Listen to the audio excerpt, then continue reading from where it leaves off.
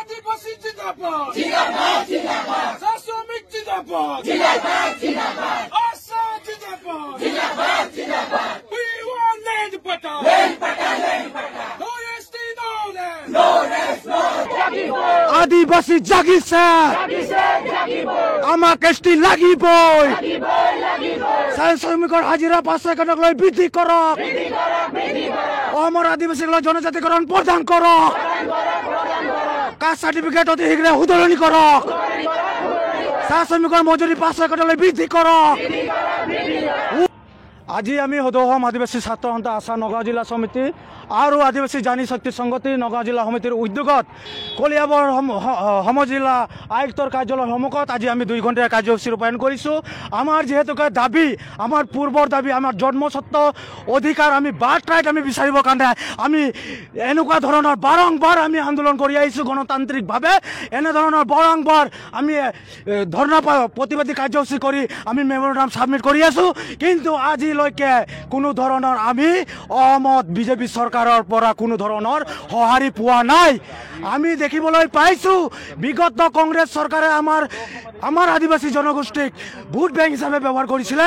ঠিক তেনেদৰে এই বিজেপি চৰকাৰখনো আজি 15 বছৰ উকলি যাবলৈ ধৰিছে। এই বিজেপি চৰকাৰে আমাক মিছা প্ৰতিশ্ৰুতিৰ বাহিৰে একো দিয়া নাই।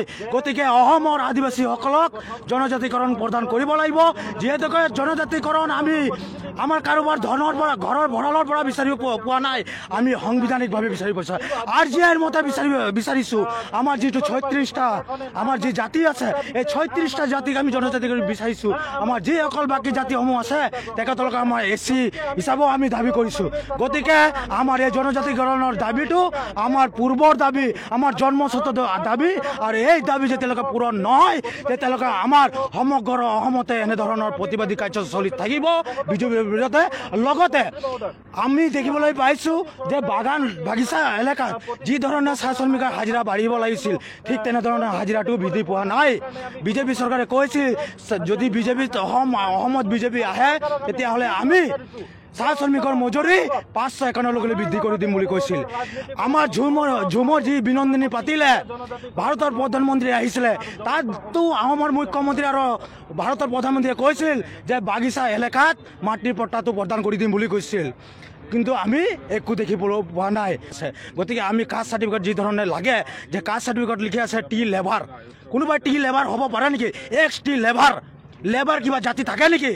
গতিকে আমি আদিবাসী নামেৰে আমি জাতিগত প্ৰমাণ পত্ৰ বিচাৰিছোঁ। যেতিয়ালৈকে নহয় আমি আন্দোলন কৰি থাকিম আৰু অনাগত বিধানসভা নিৰ্বাচনৰ 26ত আমি অসমৰ পৰা বিজেপিক দলিয়াই দিবৰ কাৰণে সাজু হৈছোঁ।